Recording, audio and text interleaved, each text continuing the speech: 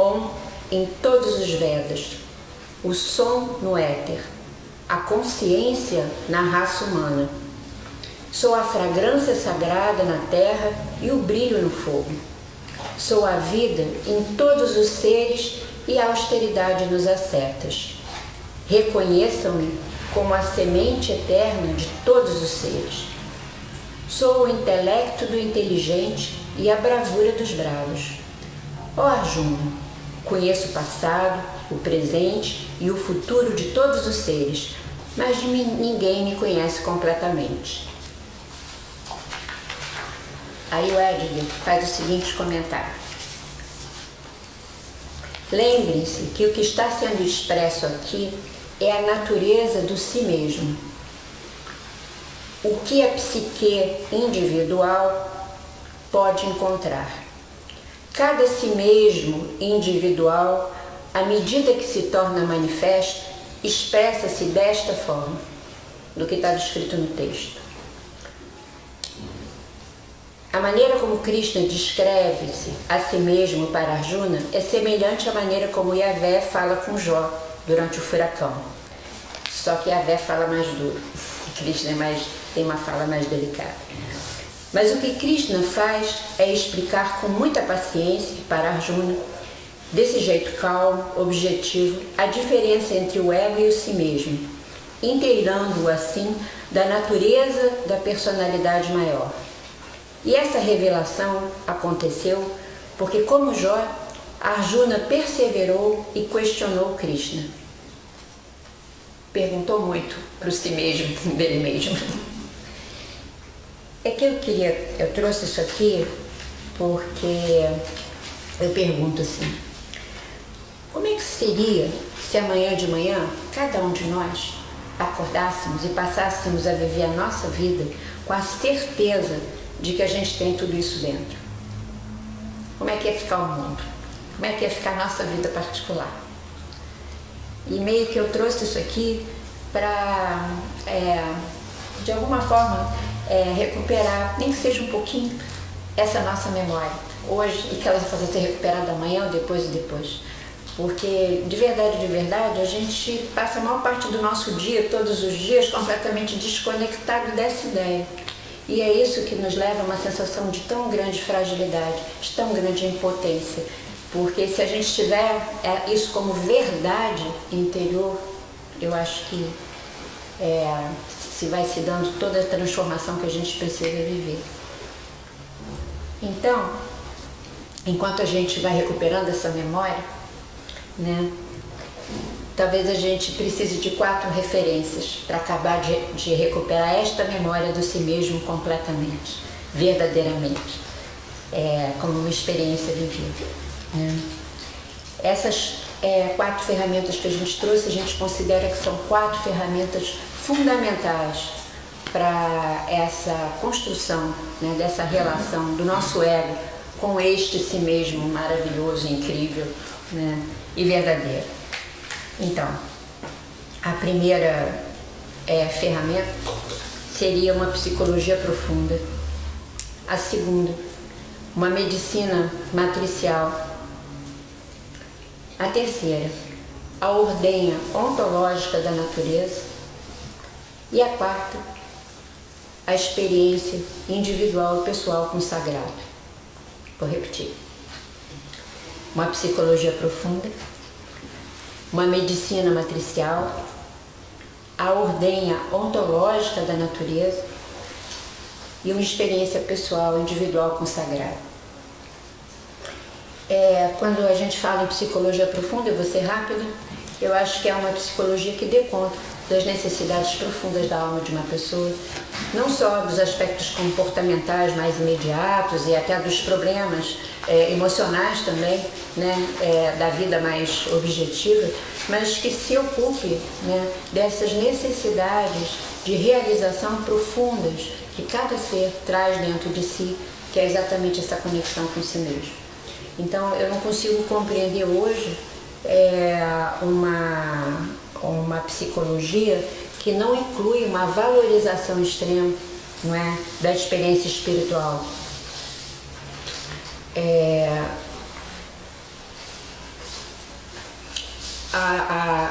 eu acho que hoje o homem contemporâneo ele precisa dessa experiência psicoespiritual.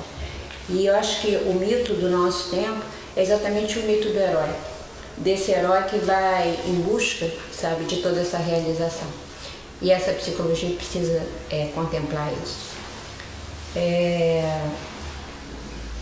Depois da psicologia... Uma medicina matricial, nós que estamos bastante intoxicados tanto da alimentação, quanto da informação, quanto do oxigênio, etc., seria uma tentativa de recuperar a nossa memória, né? Então, medicinas matriciais são aquelas medicinas de origem, anteriores a Cristo, que colocam no centro as informações da natureza, né? Alimentação, né? E manipulações corporais, remédios naturais, mas isso não como uma ótica assim, pragmática alternativa, e sim como uma sabedoria profunda, como, por exemplo, lembrando vocês uma coisa importante, que talvez vocês nunca tenham pensado, né? Se a gente faz uma diferenciação entre oxigênio e sangue, né? É no sangue que reside a nossa memória profunda, memória de linhagem, de tradição, de família, de passado, de núcleo mais ancestral. E esse sangue é adulterado por um estilo de vida X, uma alimentação X, a gente perde a memória de onde é que a gente veio. Então, o alimento ele é fundamental para que ajude o processo da gente tomar pé do nosso rumo, do nosso caminho. É o primeiro sacrifício. Né? E esse sangue vai falar de memória e vai falar de pertencimento. Né? E o oxigênio ele vai falar de vínculo e de transcendência. De vínculo e de transcendência.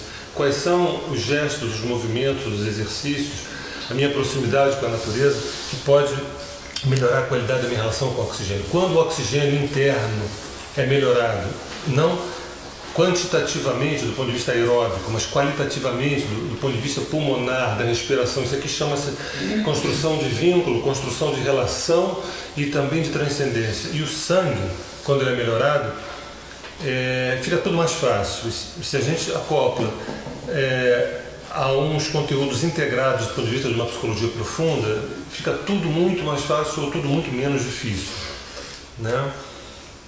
E tem alimentos poderosos, existem alimentos poderosos que aceleram esse processo, né? Bom, a terceira ferramenta é a ordem ontológica da natureza. Pelo nome dá para ver que a gente precisa de tempo para fazer isso, que não é o tempo urbano, não é? Também não são os passeios de entretenimento que a gente pode fazer nas férias ou no final de semana, na casa de um amigo, até na própria casa fora. Também não é o deguste estético da natureza, que é uma maravilha, né? Hoje, meu Deus, quando a gente veio para cá, no caminho, sabe, tinha uma luz, que era uma coisa, assim. Claro que isso é incrível. Mas essa ordem ontológica não é isso, da natureza. Né? A gente precisa saber que as nossas origens, todo o nosso funcionamento é ressonante com tudo que existe na natureza, porque nós somos parte dela. Nós somos esse corpo de Deus, né? E participamos então dessa natureza completamente. Então, se a gente observar, se a gente tiver dentro da nossa programação de vida, né, o hábito, né, cultivado conscientemente de observar a natureza em profundidade, né, ela se torna o livro. Para mim, é a escritura sagrada mais maravilhosa que existe, sabe? É capaz de nos traduzir de uma maneira bonita, poética, contundente e muitas vezes terrível, né? Todas essas grandes leis que nos regem e que a gente precisa muitas vezes saber para poder então se orientar por elas. Então, as leis que regem os processos vitais, os tais ciclos que a gente está falando tanto, os mecanismos de equilíbrio, a relação com o céu, com o cosmos, com o tempo, a maneira da gente se organizar, as nossas relações com a energia, com os elementos, com a luz e com o surpreendente, porque a gente precisa viver o surpreendente na nossa vida, né? O ser humano tem essa demanda também, esse si mesmo, ele é feito de uma coisa surpreendente, precisa do surpreendente. Tudo isso a gente vai encontrar na observação profunda da natureza, que não é estética, como eu dizia. Ai, que bonito, claro, isso nos eleva. Mas eu não estou falando só de elevação, de inspiração. Claro que sim, a gente, né, e se sente conectado com Deus. Mas eu estou falando de uma coisa que vai além. São informações que nos chegam, sabe? De sabedoria, eu penso. E isso exige, claro, que disponibilidade, né? E também não é um privilégio para poucas pessoas, como eu ouço dizer assim, mas aí essas pessoas conseguem, elas foram privilegiadas, elas conseguiram, elas podem. Não é isso. Na verdade, é também uma questão de sacrifício. Você sacrifica alguma coisa para poder ter outra que você considera mais importante, não é? E isso que é essa relação, essa ferramenta, na verdade, fundamental, e que é um processo individual. É você que tem que sentar ali, você que tem que se predispor a isso e ir descobrindo e percebendo e sair agradecido, sabe, desse diálogo, não é? Que é bem diferente também do que nos é apresentado como relação com a natureza normalmente, né? A gente vai, gosta, não sei o quê, papapá, preserva, procura não sujar o lugar, tá bom, né? É uma coisa bastante profunda, mas acessível a todos, desculpa. E por último, falamos de psicologia profunda, medicina matricial, uma relação com a natureza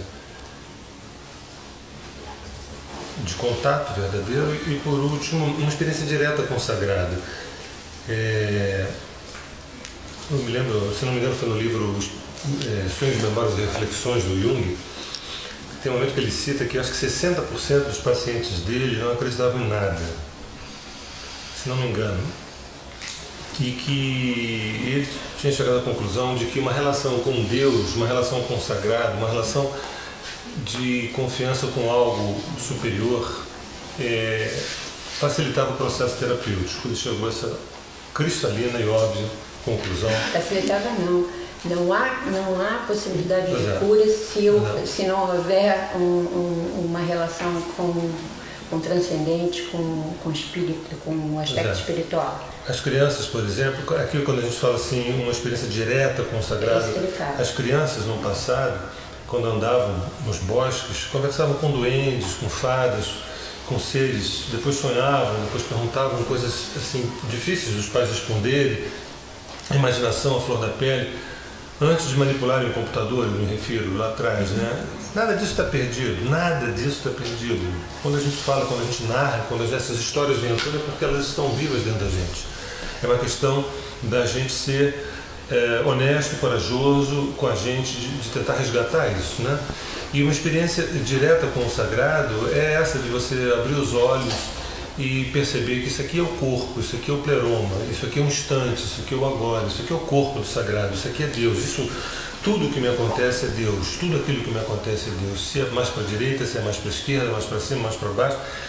Essa é uma regra que não tem exceção. Tudo aquilo que me acontece não é nem só Deus falando comigo, é o próprio corpo de Deus, é a própria manifestação de Deus. Isso já dá um sentido bastante diferenciado ao nosso approach, quando percebe que aquela coisa horrorosa, aquela coisa maravilhosa é o pleroma, o perfeito acontecendo, né? Evidentemente, eu falo uma experiência direta, de preferência sem intermediário, mas nós não temos uma estrutura de ego, não construímos uma estrutura de ego que a gente possa nos auto-legitimar nessa escuta. A gente pede sempre um intermediário. Um sacerdote, um padre, uma religião, que isso tudo é legítimo, especialmente ou principalmente se esses intermediários eles se fundamentarem no valor arquetípico desses eventos, né? Porque o risco de tudo isso é quando o poder do agora é delegado a outrem, mas quando esse outrem ele apenas intermedia simbolicamente aquilo que ele dá conta de interpretar do pleroma, eu acho que é absolutamente digno. Então, tanto uma experiência direta como uma experiência de um intermediário por uma via arquetípica, por uma via simbólica, é fundamental para que a gente possa, ao fazer um gesto voluntário desse sacro ofício, a gente poder nivelar a idade cronológica, idade emocional, idade psicológica, idade espiritual e a colheita das coisas virem em seus tempos justos, porque senão a gente fica só numa expectativa de que a colheita venha e muitas vezes ela não vem no tempo que a gente deseja. Eu acho que... Deixa eu só falar uma coisinha. Já que a gente se referiu o tempo todo à mandala astrológica, o quarto quadrante da mandala de todos nós, que é a representação então da nossa totalidade, é conhecido e reconhecido como o quadrante da transcendência. Como se, através da mandala, também fosse afirmado que a gente não é inteiro se faltar aquele último terço ali. Né? Que eu acho que é isso que o Sérgio estava dizendo, da fala do Jung, e que foi muito, assim, na verdade essa fala foi o que me fez me interessar muito pela linha de trabalho dele, porque eu falei, meu Deus, é uma pessoa que é um cientista e que tem a convicção de que é impossível o ser humano se realizar se não tiver essa dimensão da vida realizada também, vivenciada por ele. E ele tem uma frase que é popular, já que é conhecido, mas que eu gosto muito. Quando perguntaram para ele uma vez, você acredita em Deus? Ele falou, não, eu sei Deus. E esse saber, eu acho que é quando a gente traz essa questão da transcendência, que é o saber individual de cada um, que independe de uma tradição específica, mas que cada um de nós precisa encontrar para realizar essa totalidade. Tá? Gente, é isso. Esse normalmente é um momento onde a gente bate um papinho e depois janta, né?